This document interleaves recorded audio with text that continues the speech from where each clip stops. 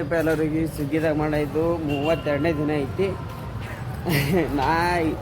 ನಾನು ನೈಟ್ 1-2-3 ಗಂಟೆ ಮಕ್ಕೊಂಡಿದ್ದ. ರೂಮಿಗೆ ಬಂದು ಆರಾಮ್ ಮಕ್ಕೊಂಬಿಟ್ಟು ನಾಷ್ಟ ಇಷ್ಟ ಮಾಡೋದು ಮುಂಜಾನೆ. ಈಗ ಚಿಟ್ಟೆ ಮತ್ತೆ ಈಗ 4 ಟೈಮ್ 4 ಇದ್ರಿ, ಸಾಯಂಕಾಲ 4 ಆಗ್ಯದ. ಊಟ ಗಿಟ ಮಾಡ್ಕೊಂಡು ಫ್ರೆಶ್ ಅಪ್ ಆಗಿ ಬಂದೀನಿ ರೀ. ಈ ಡ್ಯೂಟಿ ಕಟಿಂಗ್ ಮಾಡ್ಕೊಳ್ತೆ ಹೋಗಿದ, ಕಟಿಂಗ್ ಮಾಡ್ಕೊಂಡಿಲ್ಲ. ಎಷ್ಟು ಕೊಟ್ಟಾನ ಈಗ? ಎಷ್ಟು ಕೊಟ್ಟಾನ? ಇದಕ್ಕೆ 80. ನಮ್ಮಲಕ್ಕೆ 70. ಹಿಂಗೆ ಕೊಟ್ಟಾನ ನಂಗೆ ರೋಡ್ ಹಿಂಗೆ ಪೂರ.